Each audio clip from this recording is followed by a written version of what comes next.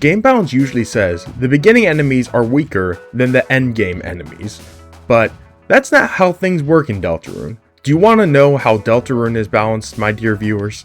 Well, when you face the first enemy you can encounter in Chapter 5, the Floridin, you will find that one of their basic attacks, where they throw their flower crown, does 50 points of damage. And with all the same defensive equipment, you can make it to near the end of the chapter and face the hulking Terracotta with stabbing attacks that do 50 points of damage.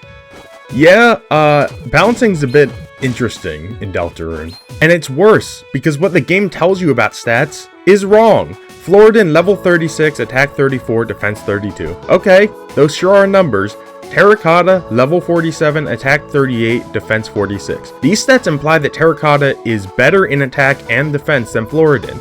But not only is the attack thing not true, neither is the defense difference. I'll attack Floridin with this exact setup, and I will do 210 damage with a crit. Now, I'll attack Terracotta with the exact same setup, and I'll do 210 damage with a crit. Wow, those defensive stats sure meant a lot, huh guys? I bring all this up not just to complain, but to point out that finding the strongest attack in this chapter of Deltarune is not an easy task at all. You want to know the real stats of all these enemies?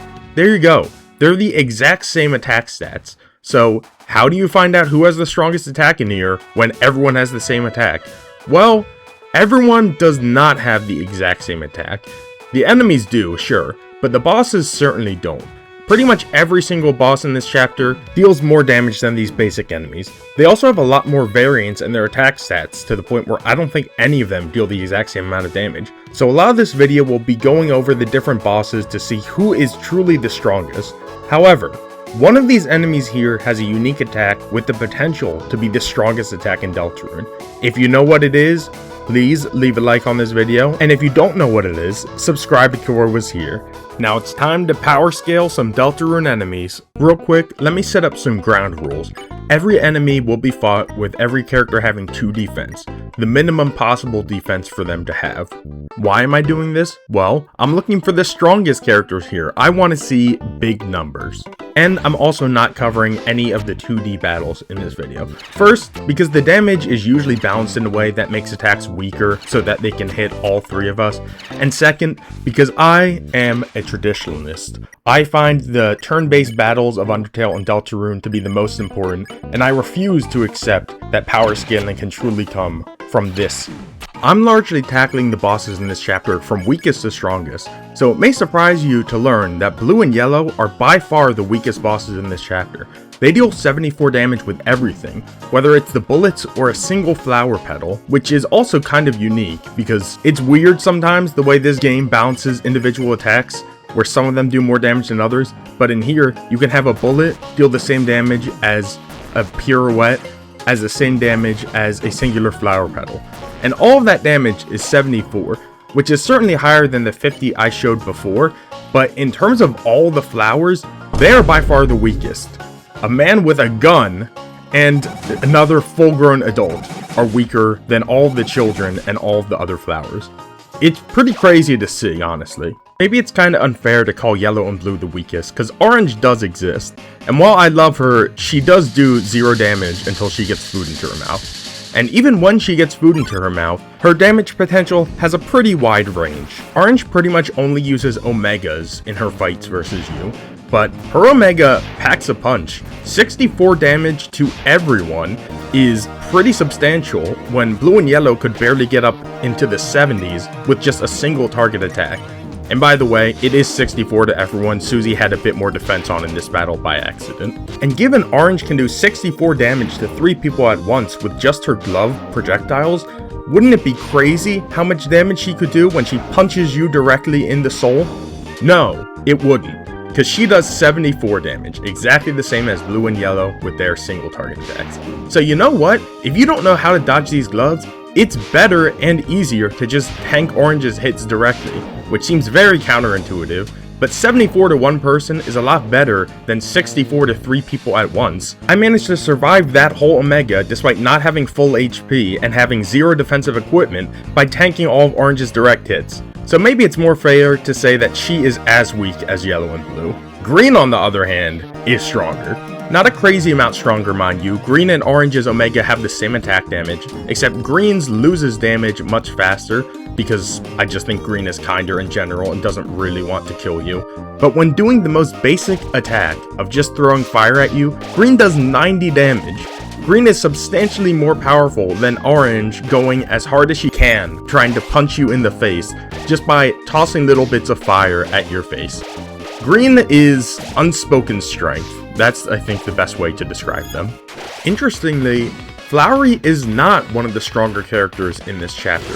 Even with all of his fake stats, his attacks in his battle only do 93 damage.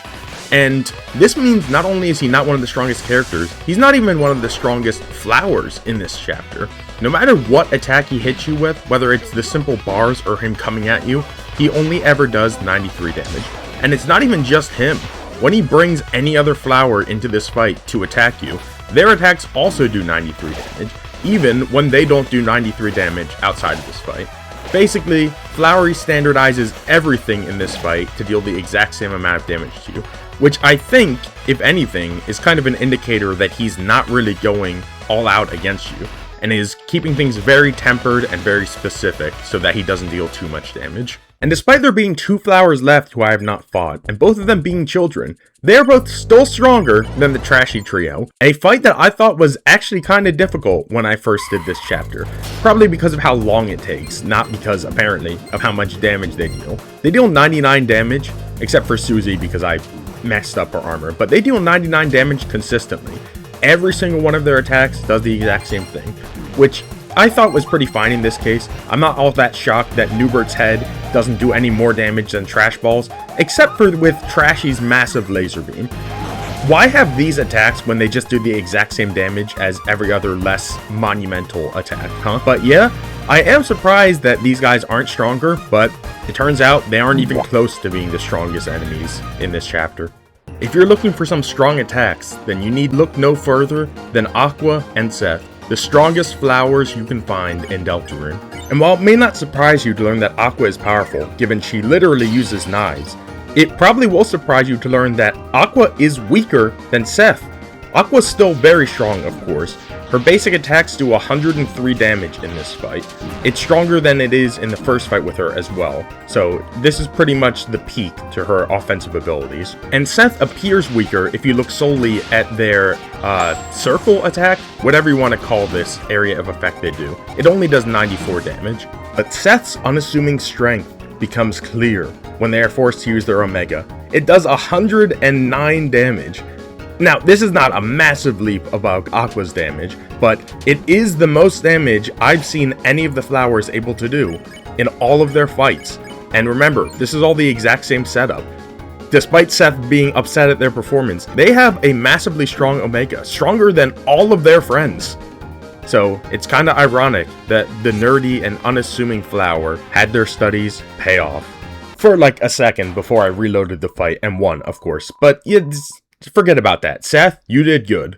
Look, okay, I appreciate the flowers and wanted to give them a chance, but we all knew who was going to be the highest damage dealer in this chapter. Yeah, even without the meaner bombs activated, all of Pink's attacks do a staggering 126 damage when you don't have any defensive equipment on. And don't worry, I tested this. Despite having so many different means of dealing damage, every single one of them deals 126. The bombs are slightly different because they're spread damage, but they still do more than every other piece of spread damage in this chapter. 78 per attack is massive, and all of this is damage values from the base game Pink, not from the hard mode update Pink. You might assume this bomb only actually increases the damage of Pink's bombs, as it says they become mean, but it also says maybe other things become mean too, and they certainly do. This new meter Pink gives us a new damage high of 154 damage per attack. And not sure, but I believe it also removes invincibility frames. It certainly does for the bombs, and it also lowers their cooldown before they explode. And in case you're wondering, the bombs of course get stronger, from 78 to 96 damage, and this rapid damage will instantly end your run, which is what I'm sure everyone wants when they click on the meter bombs option. And at this point, I'm sure you're thinking, Kilroy, this has to be the strongest boss and the highest damage. And Under normal circumstances, sure, but what about abnormal circumstances? In unmodified fights, Pink is the strongest, but by just exploring the world, you can come across Friend, and Friend has the strongest attack in the game. Friend's bite was something I thought was supposed to be weak, because in this recording that I took the day after Deltarune Chapter 5 came out, I only took 1 damage. I saw Friend here, and I immediately uploaded the proof, but I assumed taking 1 damage was normal. It is not. You take the damage from Friend that is equal to the sell value of the first item in your inventory. I have no idea why this is the case, but it is. So in this footage, the first item in my inventory is a Tension Max with a sell value of 500. Friend can't kill you, but Friend can certainly take you down from max HP down to 1. And by giving myself more max HP, I can show you exactly how damaging and powerful Friend's bite is on your soul. It truly does deal 500 damage to each of us. Well, 499, but you get the point. Friend's single target damage is 500, and his max damage to all 3 of us is 1500 damage, blowing Pink's record out of the water. But this is achieved with mods. If we're using mods to make our HP greater, then I have an even more impressive attack to show all of you, my dear viewers. In 99% of cases, having more max health doesn't mean you're going to be taking more damage, but there is one rare enemy who has attacks that are based on your health percentage, not based on a flat number or a flat damage calculation. The Sheary are exceptional in many ways, not least of which is their attack that cuts the screen in half has a hitbox, and that pair of scissors that cuts the screen in half will also cut you in half. 120 damage to Chris is already massive for a normal enemy, as can be seen in comparison to these other damage numbers popping up. But it's so massive because of Chris's health. Now, it isn't always half your HP. As you saw there, I had 2 HP left, and it didn't deal 1 damage. But Susie will take 65 damage from having 130 HP left.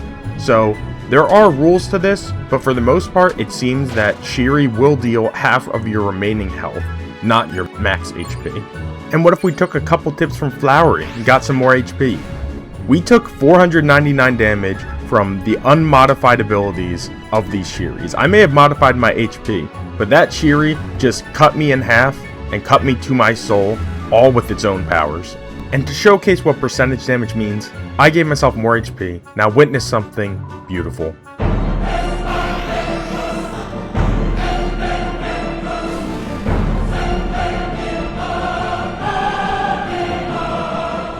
I think we all understand the potential power of Shearies now.